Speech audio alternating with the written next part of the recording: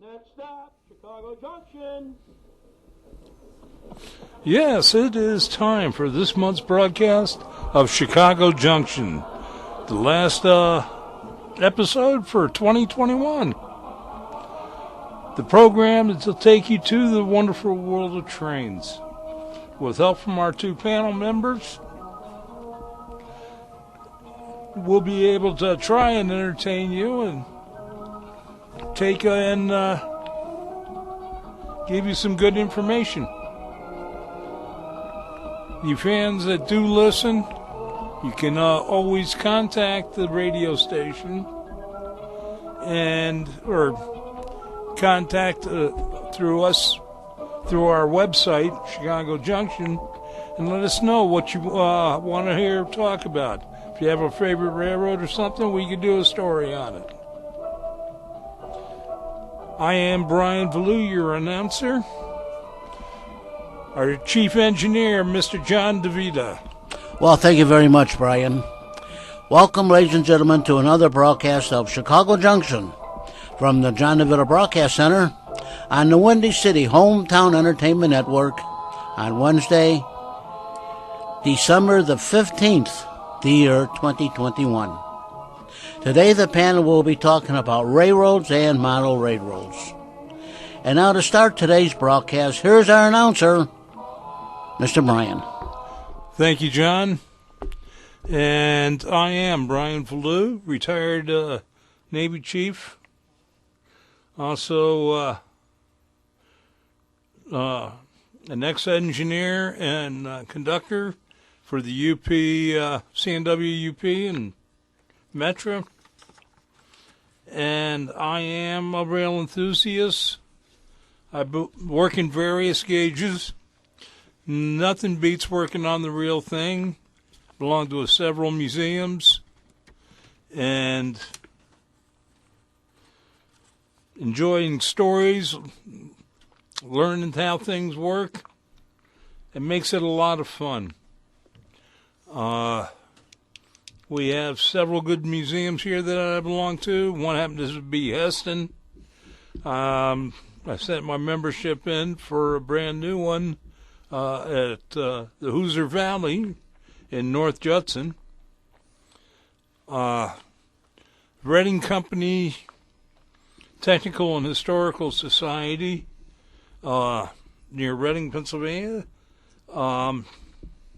It is unique in the fact that it's believed to have the largest collection from one railroad. 70 pieces of equipment, all from the Reading Company. And so we can go to the great Pennsylvania Dutch country and have some fun there. Ride the train and have a good piece of pie. That's it. And speaking of which, my other member on the panel. Good evening. My name is Kevin Berry. I'm a retired Chicago police sergeant. This is the point in the show where I stand up and say, "Hi, my name is Kevin. I'm a foamer, lifelong Lionel operator and collector. I am one of those people that will stop and take a picture of a train, preferably a steam, but I like unique diesels. My grandkids like diesels.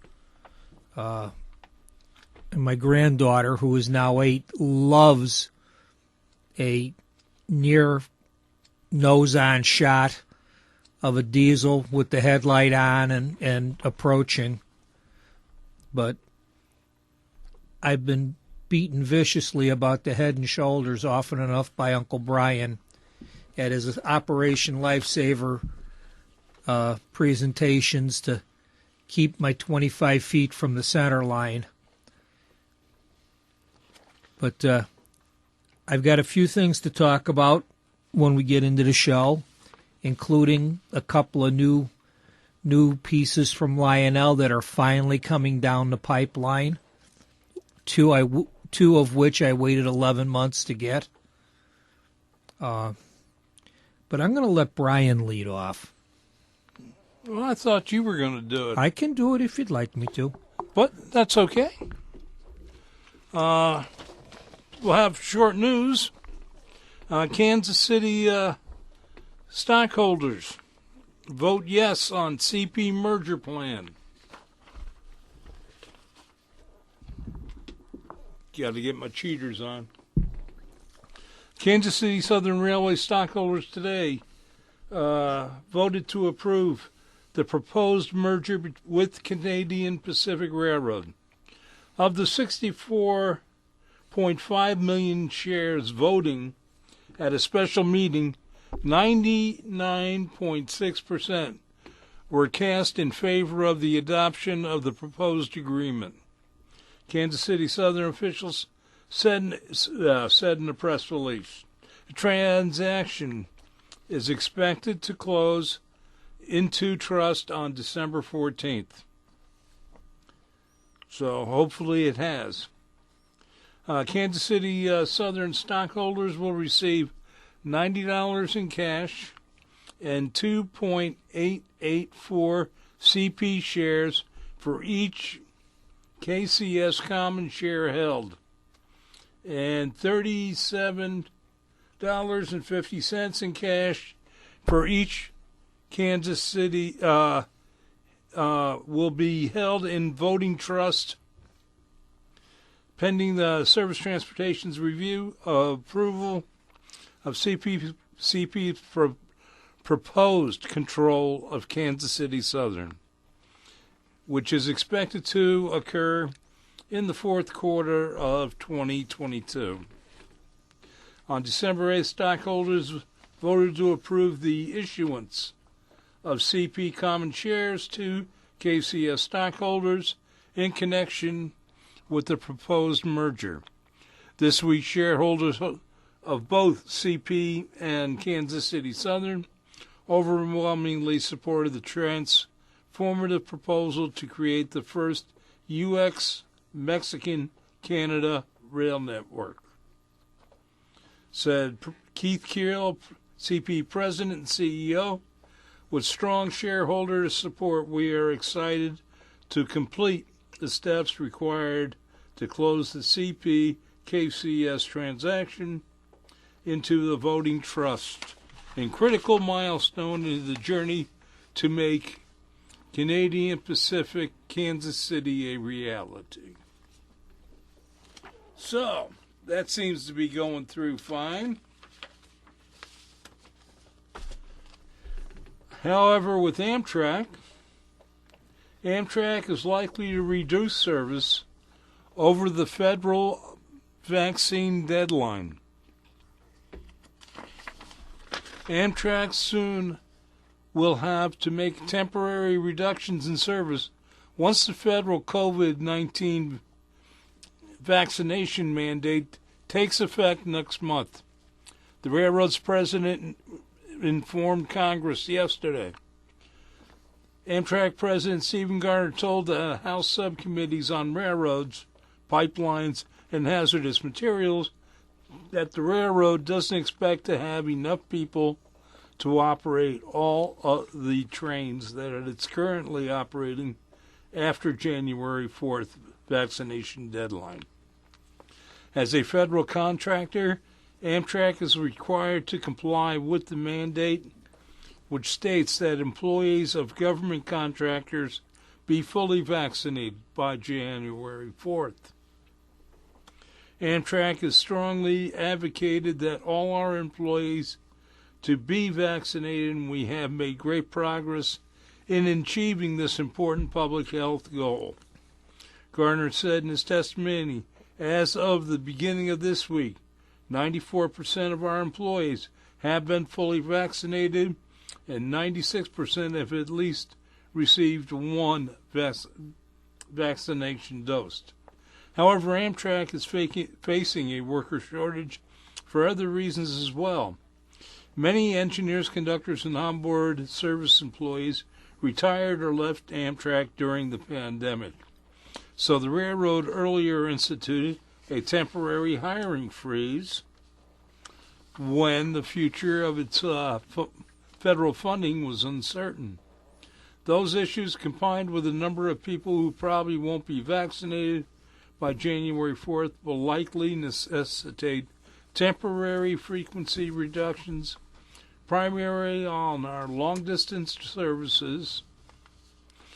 The service reduction will be felt primarily across Amtrak's long-distance services because of the smaller crew bases at intermediate points along multi-day routes where the engineers and conductors report to work. At some of these crew bases across our network, we have a relatively high percentage of unvaccinated employees. If those employees choose not to get vaccinated by the deadline, we will not have sufficiently trained staff to support current service frequency on affected routes. As engineers and conductors must undergo extensive training both when hired and promoted, and to become qualified with the characteristics of each route on which they work. Amtrak next week will announce where the service cuts will be so that the riders can rebook their trips. Meanwhile, the Brotherhood of Locomotive Engineers and Trainmen, BLET, and the Transportation Division of the International Association of Sheet Metal, Air, Rail, and Transportation Workers earlier this week announced that they filed primary injunctions in an effort to immediately halt the COVID-19 vaccination mandate at Amtrak and require the railroad to negotiate the issue. The BLET and Smart TD seek to restore and preserve status quo that was in place prior to the implementation of the mandates, union leaders said in a joint press release.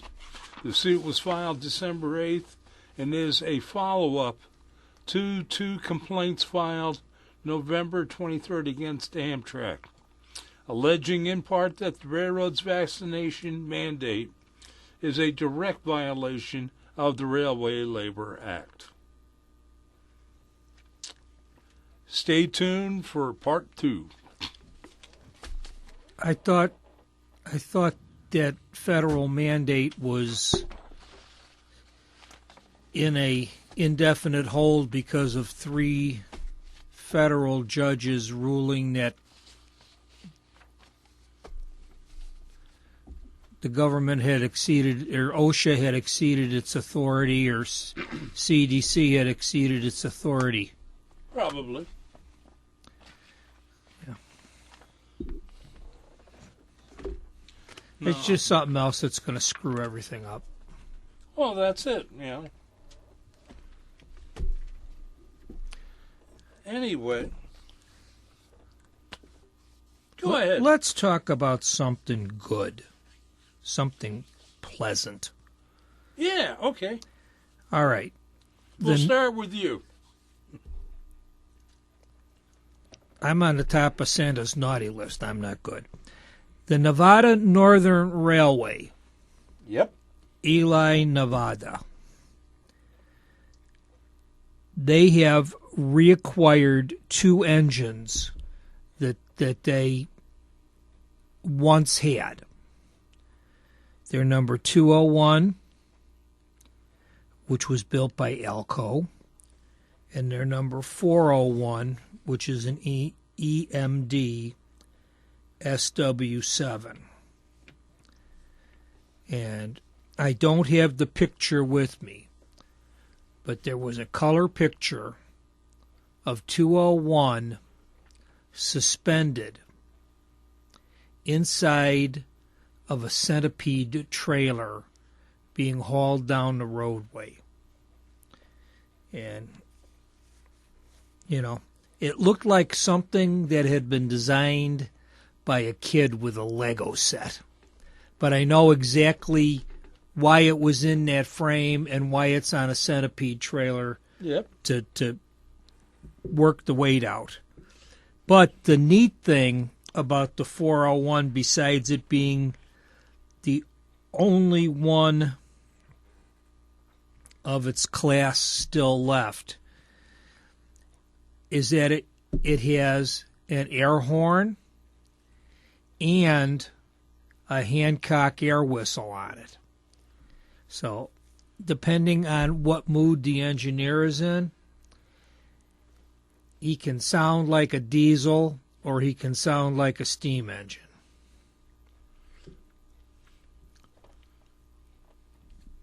Has the SD7 made it to Eli yet?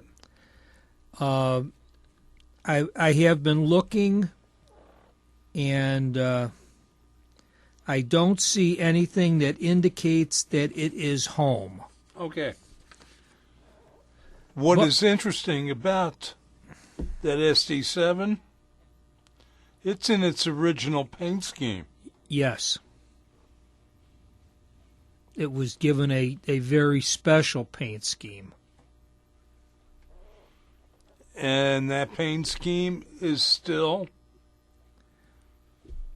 there. Yeah. It was not repainted.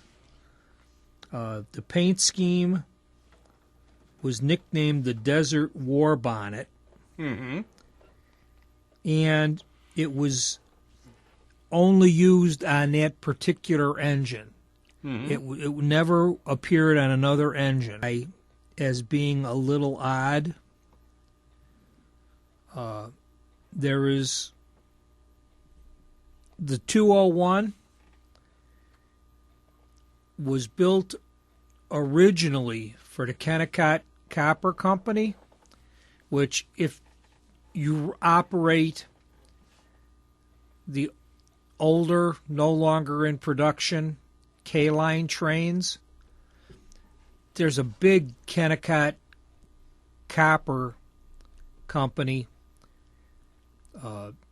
train set powered, runs behind a MP15. MP15, and it's got some add-on cars to it. So it's the engine and up to 8 ore cars, and then a gondola with boxes in it, and a wrecker crane, and a caboose with a searchlight.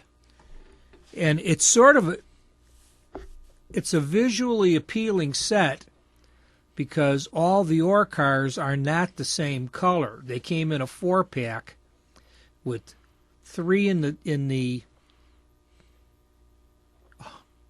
it's closer to a forest green than a hunter green, and then 1 in mustard yellow, and then the other 3 are mustard yellow, and the 4th car is in the hunter green. And whatever the main color is, the markings are the opposite color.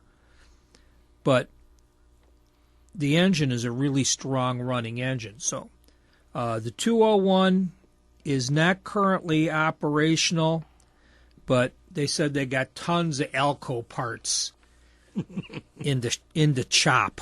So they're hoping to get that back up. And they got a little Christmas present. When they got the 401, the blue card was still on the wall of the cab, and it's still certified for active service. So it's not going to have to be out of service for a long, long time. And they're in the process of restoring a steam engine, so that'll give them another steam engine up and running. Now, for the modeler, I just got an email dated yesterday from Menards for new 14 3/4 premium flat cars in Milwaukee Road and Union Pacific markings. They're $29.99 each, and right now Menards is running an offer that if you buy anything train over $19.99, you will get a box truck, whether it's a Menards box truck or a Penske box truck or some other box truck. So that's cute. The Penske, Penske truck rental is yellow, and Menards is also offering new candy cars.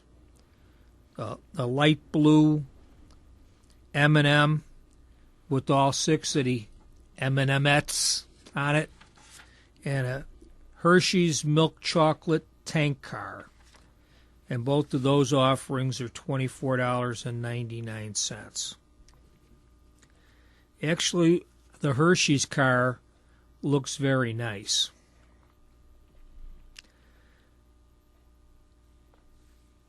Trains.com sort of superseded a lot of the Kalmbach magazines.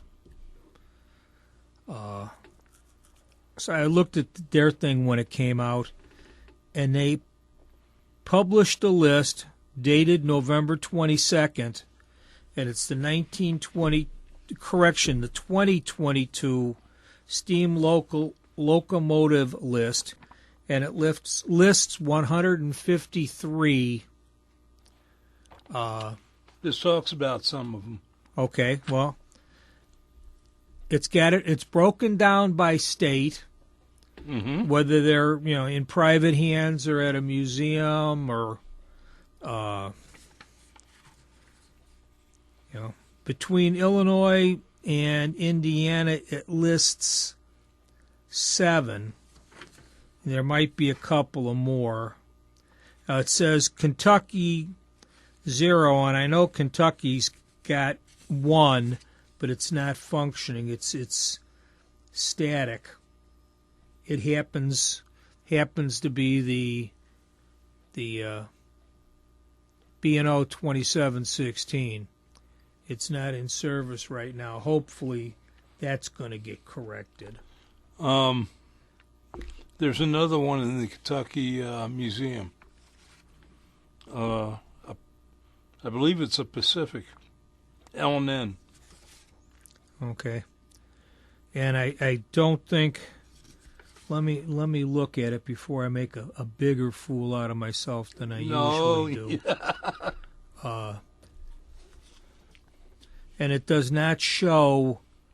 It does not show that Southern.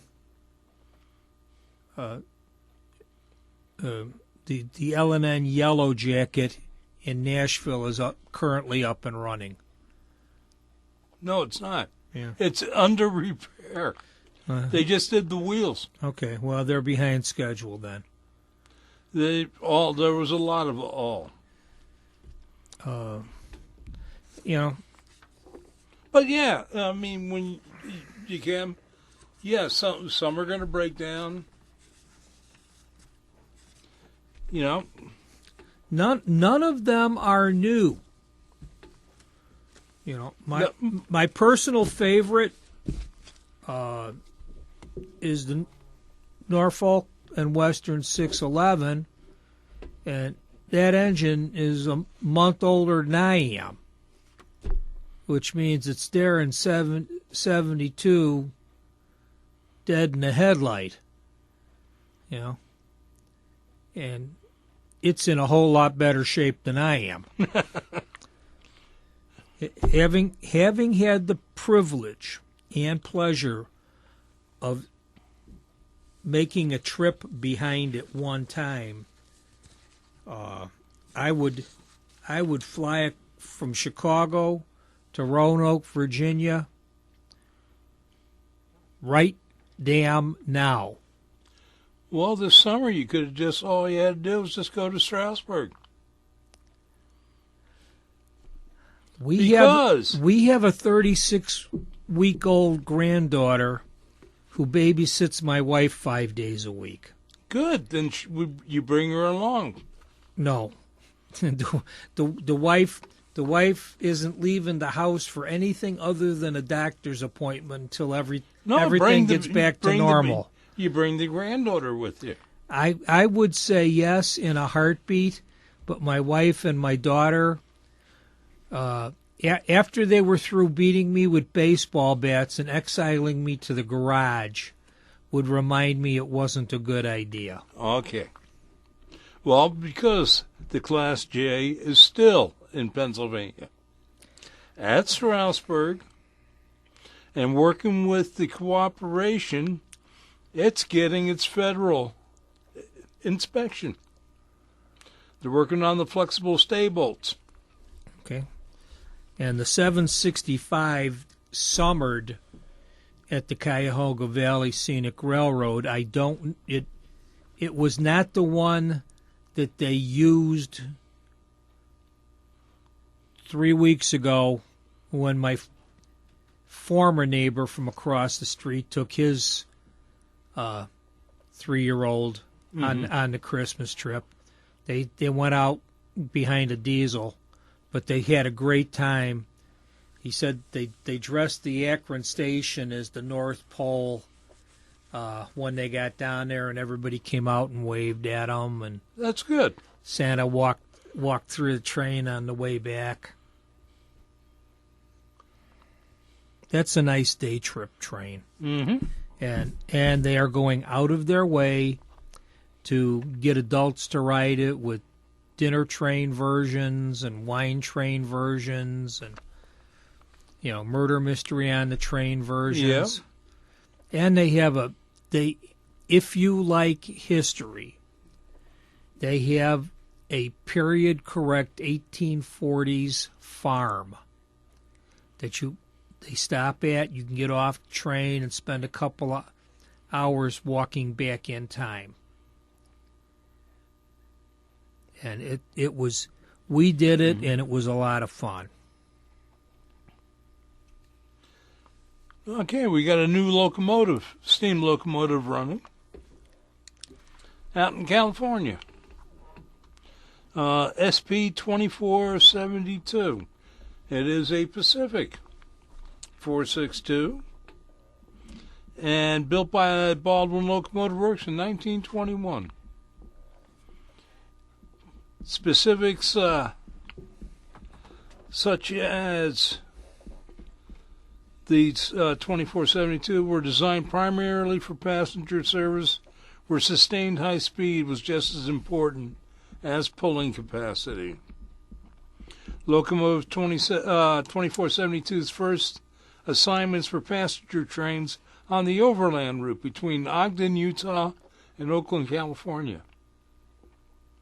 When the larger, more powerful Ford 82s, the mountain types, replaced the Pacifics on long runs, the Pacifics were regulated to locals and commuter service, just like the majority of the locomotives around Chicago.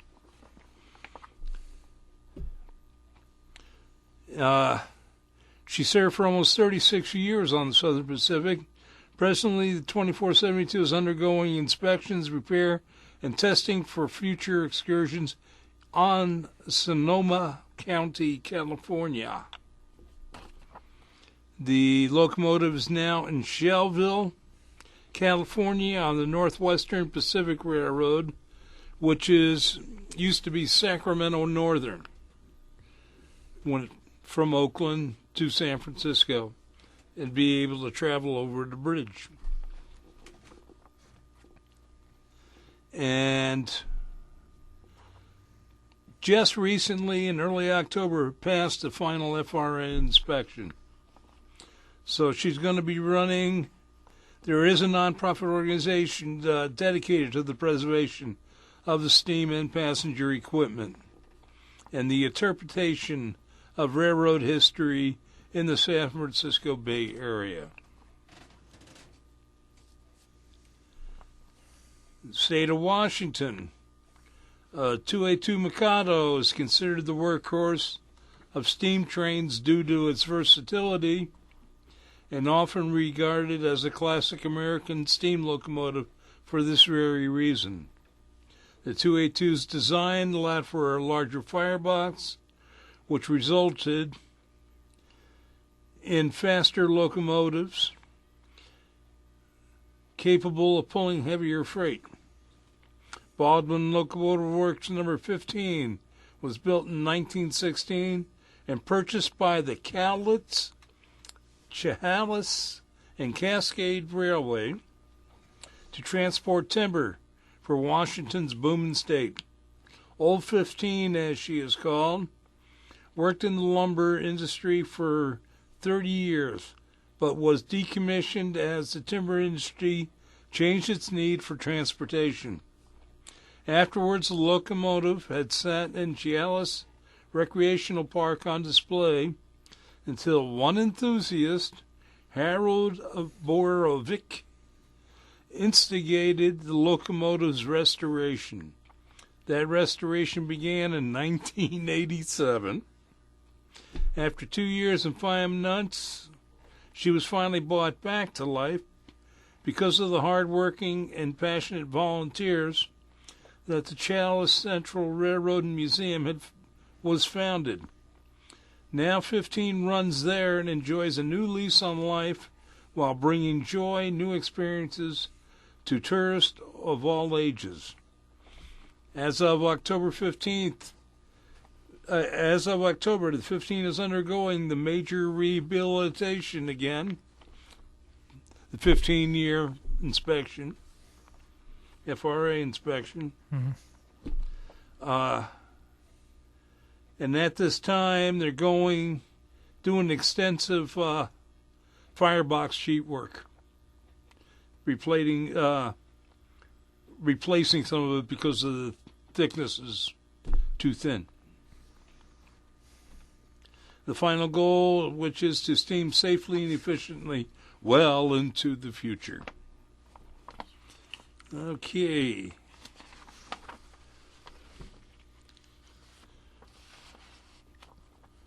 Okay, all right.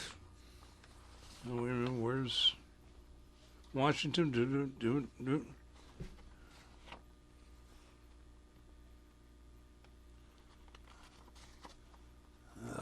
Excuse me. Okay. Western Maryland Scenic News. On December 17th, 18th, and 19th, the Western Maryland Scenic Railroad operate a steam locomotive number 1309, which has been under rebuilding for the last 5 years and caused a bunch of problems.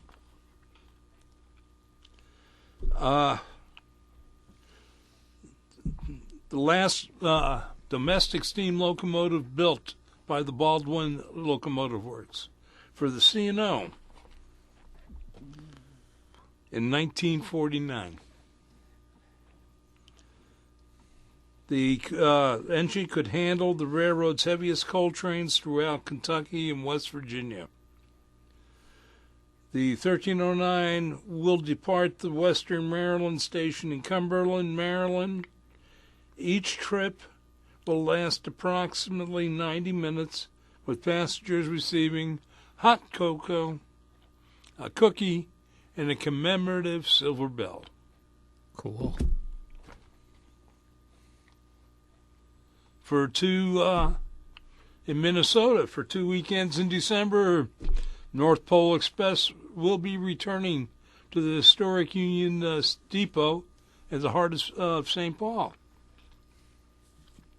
Patrons are asked to join the all-volunteer staff of Friends of the 261 as they operate the North Pole Express pulled by the famous Milwaukee Road 484 on the first weekend.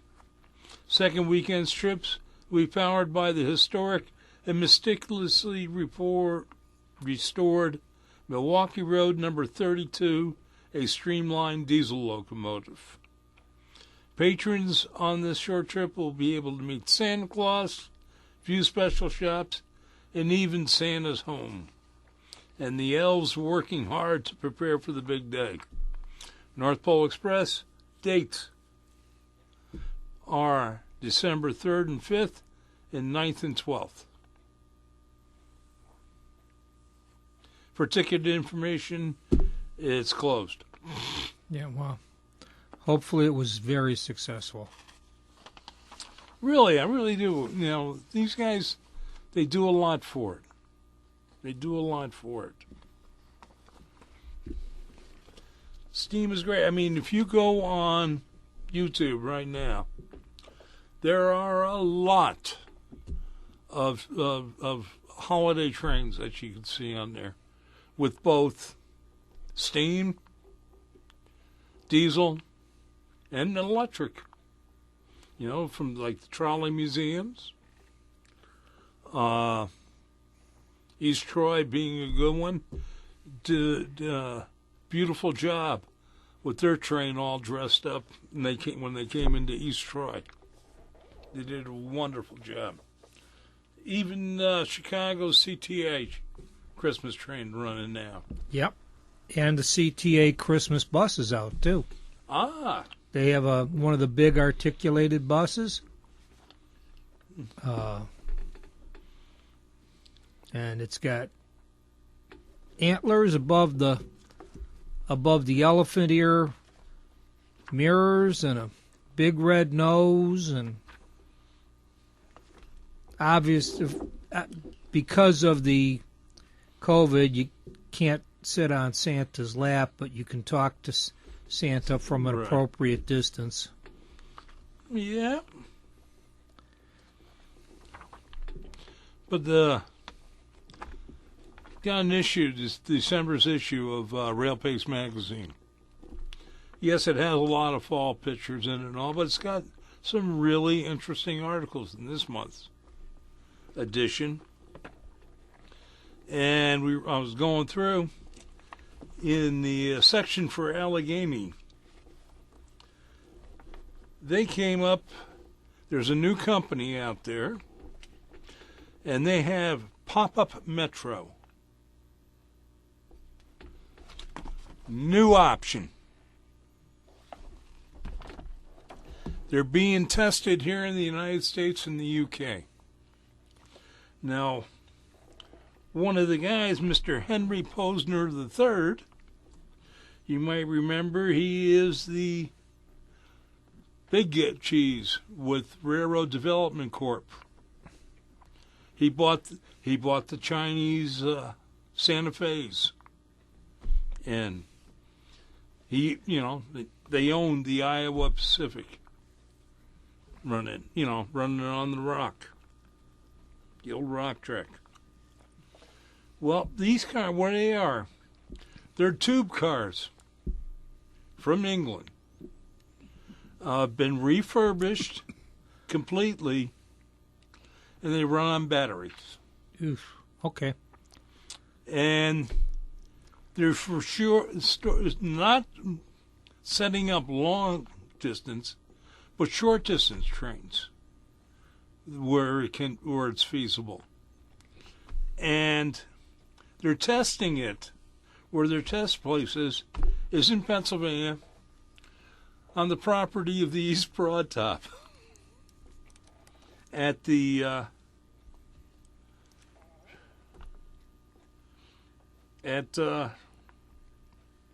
Green Hill, I believe it's called. But the Rock Hill Trolley Museum, and that's where they're demonstrating their train. Now, part of the price on it is they're upgrading the track.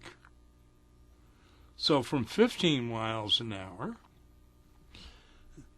they'll be able to go 40 miles an hour to give a proper show.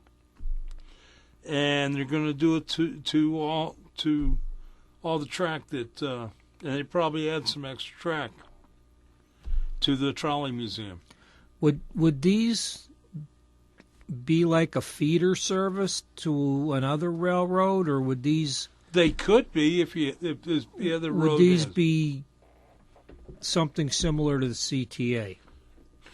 More than likely be like to the CTA.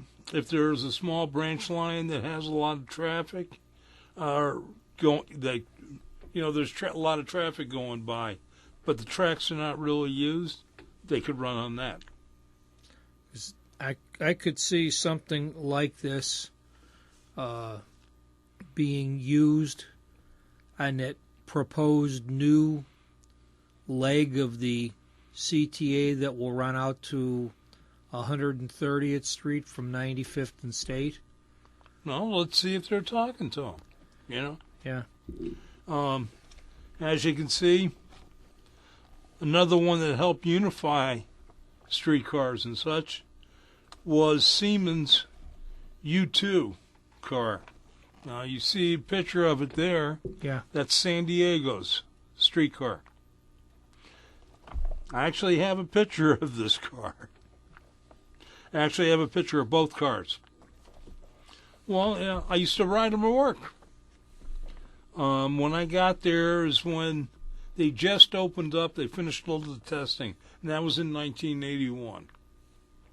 And they were fantastic. They were a lot better than a lot of people thought. I mean, they only had a couple that get knocked off the tracks and running through storefronts. Sounds like an average day in Chicago. But as you can see, there is a picture. You actually can go online, and you get a picture of the whole crew that Posner were working with. And most of the technicians, like you notice, there's a few women there. They're the ones that design the circuits. And they're demonstrating how easy it is to run. Is there anything in the article that indicates how far they can travel?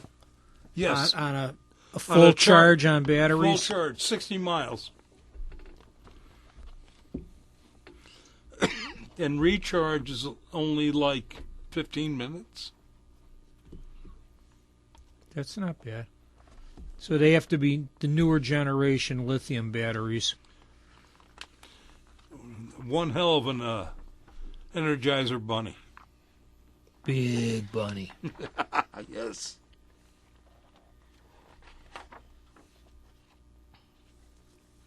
But, yeah, this article is dedicated to Ron Smallin, Oh, cool. who always gives us that stuff. And I says, glad I get an article for him. Yeah, he'd be with us tonight, but he's working. Yeah. That's good. Well, he's got bills to pay too. That's right. And he makes people happy. Now, if he just had got that bubble machine. That's somebody else's trademark. Yeah, but still, he can pay tribute. Turn off the bubble machine. No, now you're going to Stan Freberg. Ah, yes, I remember.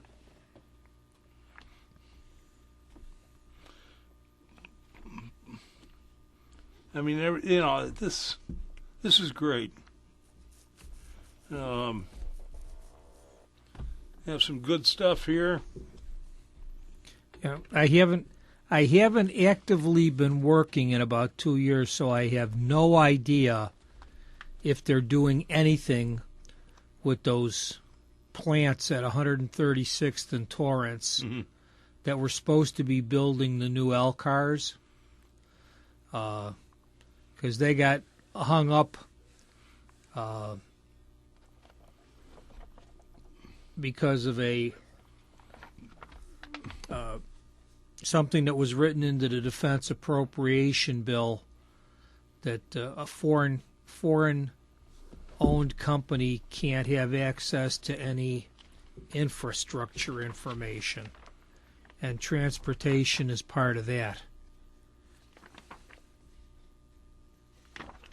Oh, yeah. We were talking about rides and Polar Express here and Polar Express there. Yeah. When my former neighbor took his son on the train ride, I told him, and unfortunately I'm trying to correct this problem myself. If you ride a steam train, get the patch or the pin from that engine the day you ride it. Because there's a couple of engines that I've ridden behind, and I just can't find a patch or a pin from them anyplace. And I've talked to about 6 different suppliers, And until the 2716 comes out a rebuild and starts running again, I'm not going to get that patch. And I made that trip when my son was about 5, which is 30 years ago. Mm-hmm. I've got my 765 pin, and I got my 261 pin, and I've got my Union Pacific E8 diesel pin from when we went up to Iowa. But there's engines that I've ridden behind that I have neither patch nor pin for, and very little hope of ever getting them. But if somebody's listening, don't make my mistake. Yeah. Well, it was funny. I caught a picture. I caught these cars when they were in the, believe it or not, in the CNW yard. Proviso. These were bought by the auction that Iowa Pacific did. And these were cars that ran on the Colorado train, the San Luis Grande. And they were going to the Reading and Northern in Pennsylvania to be added. They've got 5 of these cars, of the coaches. And we got kitchen car and basically a table car up in the dome. Okay. Full-length dome. And they are part of their... They run special trains.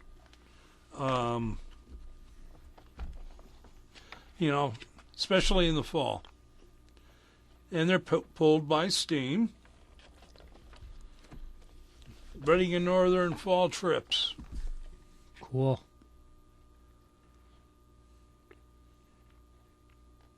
A long, long time ago, the wife and I and a friend of mine and his wife, we went up to Scenic Rail Dining up near Horicon, Wisconsin. Mm-hmm. And they had something similar, but it wasn't the full dome.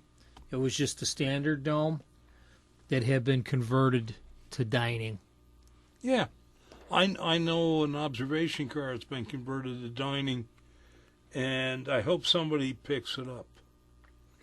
If I miraculously won a good amount in a lottery, I'll go looking for it, because it's one of the 2 observation cars that went to from Reading that were on the Crusader.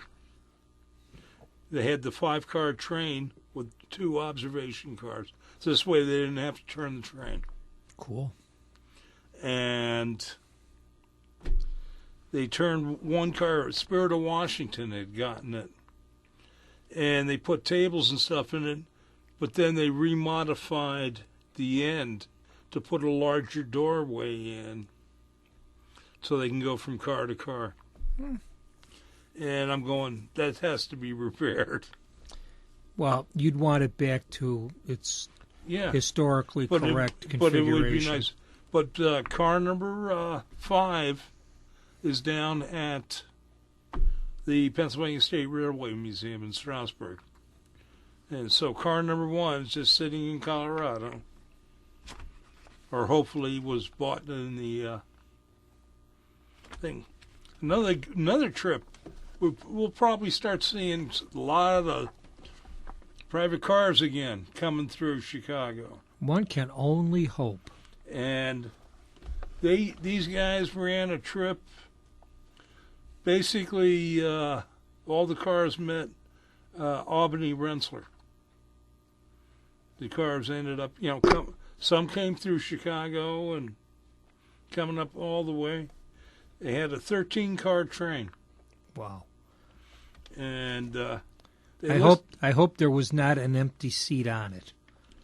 Well, like I said, these are the owners of the cars, and yes, they invite people to come along. Oh, I was thinking along the lines of an excursion trip. No. Well, it was an excursion for private car owners. Okay, so it was a private varnish trip. Yep.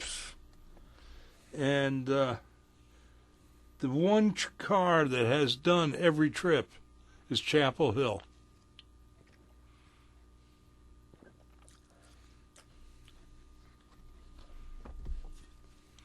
Beautiful C&O car. But as you can see, Amtrak provided the units, so the lead unit is number 50. Cool. The Midnight Blue. Now, Midnight Blue, how does that stack up against Enchantment Blue? Well, Enchantment Blue is a little lighter. Okay. Midnight Blue is almost, was one step below Navy Blue. Well, from your point of view, everything is one step below Navy Blue. Of course. Well, what I mean is... One shade slightly lighter. No, it's darker than Navy Blue. Okay. And we'll get it right. Midnight Blue for a reason. Couple of things, because we're starting to we're bump up against the end of track. I ordered cars in January. Mm-hmm. They arrived 6 days ago. Mm-hmm. I got the Polar Express Christmas Bell car, the first gift of Christmas. Mm-hmm. Beautiful, long, flat car. Not a 10-inch shorty. This is a full length, and it's cast metal, which surprised me. 3-inch diameter bell with the red satin ribbon on it. So it represents basically like a 40-foot car? Yeah. Okay. No, longer than a 40-footer. A 10-incher would be a 40-footer. No, well, a 10-incher is a little bit short. Anyhow, yeah. This ain't a shorty. Okay. Looked real good riding behind the Polar Express FT. I had a Polar Express composite freight. It had the bell. Then it had the mint car full of bells. Somebody looked at it and says, well, you got a Polar Express car with cannonballs? Then the Polar Express reindeer car, then the Polar Express bobbing elf car. I had an MTH CSX flat car with the 48-foot trailer for Wreaths Across America, mm-hmm. which is getting a lot of play on television now because Jersey Mike's has got a tie-in with it. Yep. Wreaths Across America is a program that places a wreath at every headstone in as many military cemeteries as funding will allow. It's a program that's been going on for 30 years. I saw the car. I fell in love with it. I had to get it. I was fortunate enough to get the last one that the guy had in stock. The other car that came through was a C&O, and it's a C11 caboose with the bump-out windows on each side, and it's emblazoned safety is a full-time job, and it's got the green safety cross on it, and it has the hooded smokestack, and I can't wait to put that behind my 1700 series O-scale hopper cars. It'll be a proper caboose. And then the last thing is MTH, one of their last production items, was a Railking SW1 in Metra markings. The pictures in Classic Toy Train magazine do it justice. I have seen this on track. It is a strong puller, and, a bell up on the nose, a single stack because it had only one stack, and it has the integral toolbox up on the nose.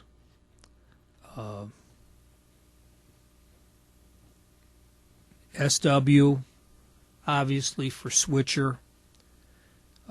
No. Steel welded. Yes. Yeah, steel welded, as opposed to the NWs. NC was cast. Okay. Nice painting, crisp graphics, good sound. $359.95. Also available is Chicago, South Shore, and South Bend, Erie, Great Northern, Philadelphia, Bethlehem, and New England, and Union. And they said Union. I presume they mean Union Pacific, although it just says Union. No, there is a Union Railroad. Is that an East Coast Railroad? Yeah. Okay.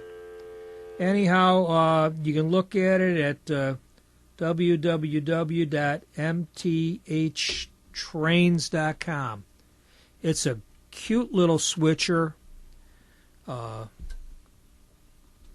It's not the Metra engine I'm looking for right now. I'm looking for a newer Metra passenger. I'm hoping sometime in the next 2 years somebody is going to make one, because I've got an MTH F40PH and I've got a K-Line F40PH, but I'm looking for something a little bit newer.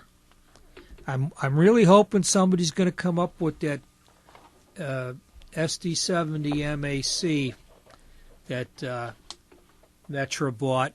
I've seen the sketch out of how they want to paint it. I want to see what one looks like in O gauge. Well, Lionel is making the SD70 MAC, and we know where they got the molds. Yeah, but but it will have the wrong paint job. Well, you can always find somebody to custom paint it.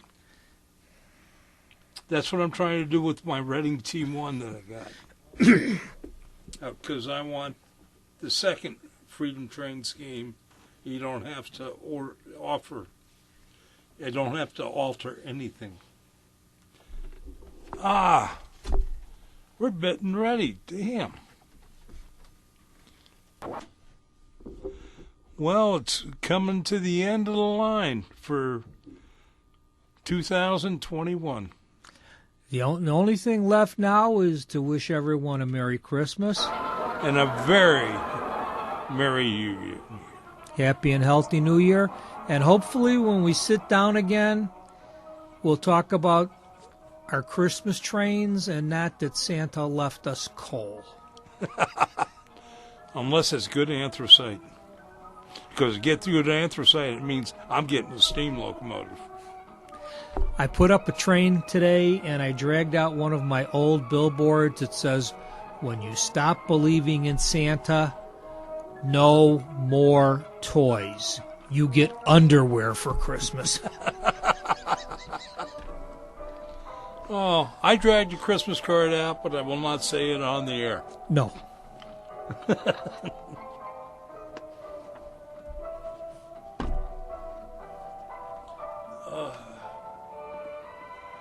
Oh, wait a minute. I forgot. Sorry, John. I was through. As our express pulls into the station terminal, we want to thank you for joining us on our journey through the wonderful world of trains. Chicago Junction is a production of the Windy City Hometown Entertainment Network and can be listened to on the web at www.windycityhometown.com, where you can listen to tonight's broadcast and all your past episodes. You can also sample some of the other fine programs that are being offered. Till next month, when we start the new year and a new journey to Chicago Junction. This is your announcer, Brian Ballou, saying happy rails to you. And good night, Mr. Ryan and Ron Stock, wherever you are.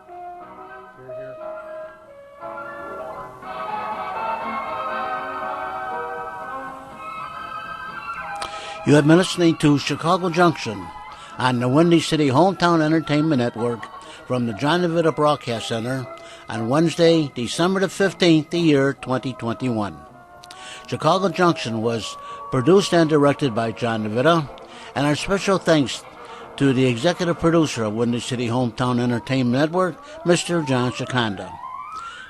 This broadcast was pre-recorded on Wednesday, December the 15th, the year 2021. On behalf of the entire staff of the John DeVita Broadcast Center and the Windy City Hometown Entertainment Network, I wish you, each and every one of you, a very, very Merry Christmas and a happy, happy, healthy New Year. And let's hope 2022 will be a better year. God bless everybody and have a nice holiday.